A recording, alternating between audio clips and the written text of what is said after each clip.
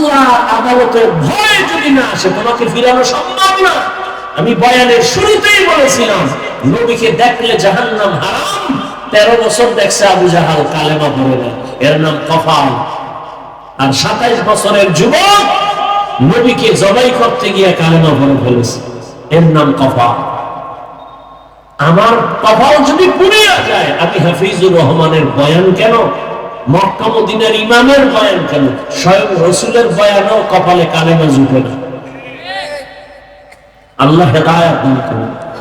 অথচ নিজেকে খুব ভালো বড় মাস্তান মনে করতেছে, অথচ তোমার মধ্যে কিচ্ছু নাই, চরিত্র বিধ্বংসী ছাড়া। নিজের চরিত্র খারাপ। ও যুবক বাবা, আর কত গুনাহ করলে তোমার আশা মিটবে? এরপরে তওবা করবা। তোমার মনে অনেক আশা, আমাদের মনেও আশা, গুনাহের আকর্ষণ তো আমাদের মধ্যেও আছে।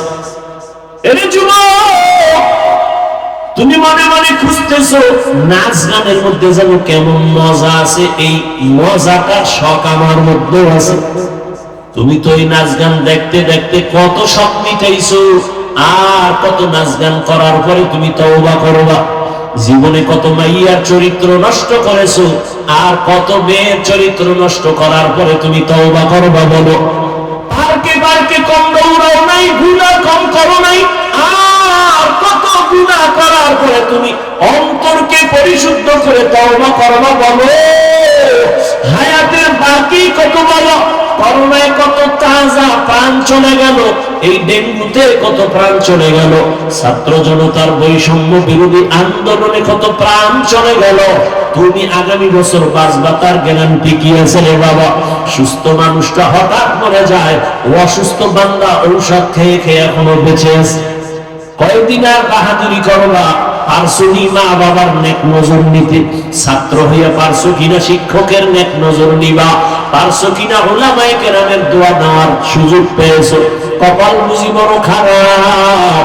তুমি যদি এই সময় মরিয়া যাও, মা বাবা কান্না করলো, মনে মনে খুশি হবে, কারণ সন্তানের চরিত্র এত খারাপ, মানুষের সামনে মুখ দেখাইতে পারি না, মরিয়া গেছে, একটা বালা চলে গেছে। ও যুবক, তোমাকে আজকে বয়ান করা লাগে, পাগলের মতো ঘুম নাই, খানা নাই, এত পাও ধরে ধরে বয়ান করা লাগবে কেন?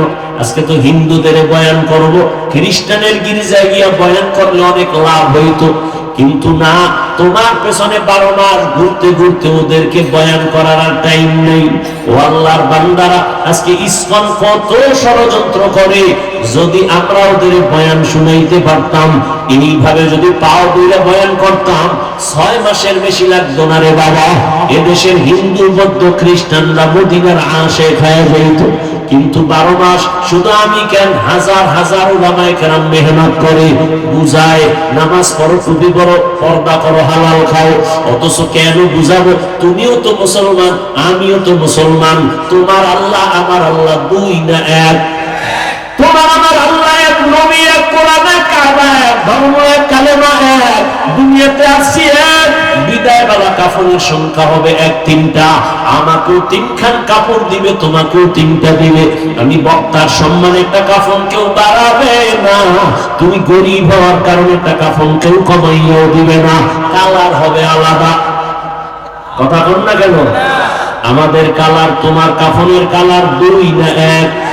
কাফনের উপরে লেখা থাকবে বড় হুজুরের লাশ। কথা বলো, কে ধনী কে গরিব, কে আলেম কে মূর্খ, কে ইমাম কে মুক্তাদি, কে ডাক্তার কে রোগী, কাফনের মধ্যে ঢোকার পরে সব ভাব বন্ধ হয়ে যাবে, লেখাও থাকবে না, সব একাকার হয়ে যাবে।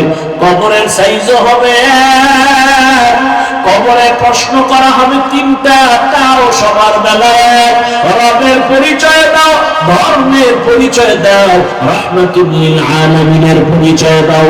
রহমতের নবী বলেন, এই 3টা প্রশ্নের জবাব যারা দিবে তাদের কবর হবে রওজাতুম মির রিয়াজিল জান্নাহ, আর যারা দিতে পারবা না তাদের কবর হবে হুফরাতুম মিন হুফারিন নার। কে কবরের জবাব দিতে পারবে? কোনো গ্যারান্টি নাই। আমরা হুজুরেরা পারবো তার কোনো গ্যারান্টি নাই। যদি থাকতো জান্নাতের টিকিট হাতের মধ্যে নিয়া সাহাবায়ে কেরাম জীবন ভর কান্না করতেন না। রহমতের নবী বলেন, আমি একদিন আয়েশার হুজুরায় ঘুমায় গেলাম এশার পরে, আমার মাথার কিনারাই তো মসজিদে নববী, আমার মসজিদ। আমি হঠাৎ ঘুমাইলে আমার চোখ দুইটা বন্ধ, তবে আমার অন্তর ঘুমায় না। রাতের গভীরে হঠাৎ করে আমার কানের মধ্যে শুনি কান্নার আওয়াজ আসতেছে। আমি সজাগ হয়ে গেলাম, আমার মসজিদের ভেতরে এই গভীর রাতে কে কান্নার আওয়াজ করে।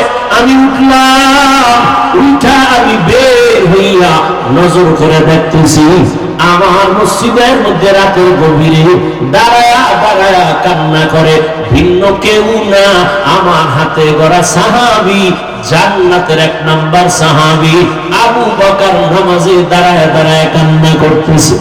নামাজ শেষ করে আমি আবু বকরকে বললাম, ও আবু বকর, নামাজে দাঁড়াইয়া এই গভীর রাতে একা একা কেন কাঁদলেন? আবু বকর বলেন, ইয়া রাসূলুল্লাহ, আল্লাহর আদালতের ভয়, আপনি তো কিয়ামতের বয়ান করেছেন, মানুষগুলো উলঙ্গ দাঁড়াবে, নবীরা পর্যন্ত কান্না করতে থাকবে। ওই দিন আল্লাহ যদি আবু বকরকে ডাইকা জিজ্ঞাসা করে, আবু বকর আমার জন্য কি নিয়ে আসছো? আমি যদি বলি আল্লাহ তেলাওয়াত নিয়ে আসছি, ও আল্লাহ তোমার মুহাব্বতে নামাজ পড়েছি, রোজা রাখছি। আল্লাহ যদি কয়, আবু বকর তোমার আমলটা আমি যেইভাবে চাইছি ওইভাবে তুমি করো নাই, তোমার আমল আমার পছন্দ হয় নাই, আমল নিয়ে তুমি যাও, আমি আল্লাহ কবুল করলাম না। ও নবী, সাথে সাথে জাহান্নামের হ্যান্ডকাপ আমার হাতে লেগে যাবে। দুনিয়ার সূর্যের গরম সইতে পারি না, জাহান্নামের আগুনের গরম আমি কেমন করে সহ্য করব? এই ভয় আমি নামাজে দাঁড়ায় দাঁড়ায় কান্না করতেছি। আবু বকরের মতো জান্নাতি সাহাবী নামাজের গভীরে যদি রাতের বেলা কান্না করেন, তাদের কত সুন্দর তেলাওয়াত, কত সুন্দর নামাজ, কত সুন্দর রোজা, কত সুন্দর তাকওয়া, তাদের তুলনায় তো আমাদের কোনো আমলই নাই। আমাদের না নামাজ আছে, না রোজা আছে, না তেলাওয়াত আছে। টুকটাক যা করি সব মানুষকে দেখাবার জন্য করি। আবু বকর যদি এত সুন্দর আমল কইরা কান্না করেন, তাহলে তো আপনার আমার গলায় রশি লাগায়া সারা জীবন কান্না করা দরকার। অথচ কপাল এতটাই যে খারাপ, নিজেও কাঁদি না, অন্যের কান্নাও পছন্দ করি না। নিজেও ঠিক মতো নামাজ পড়ি না, অন্যের যদি নামাজ পড়ে তাও সহ্য করতে পারে না, অনেক কপাল ভরা আছে। নিজেও হালাল খায় না, অন্য হালাল খায় তাও পছন্দ করে না।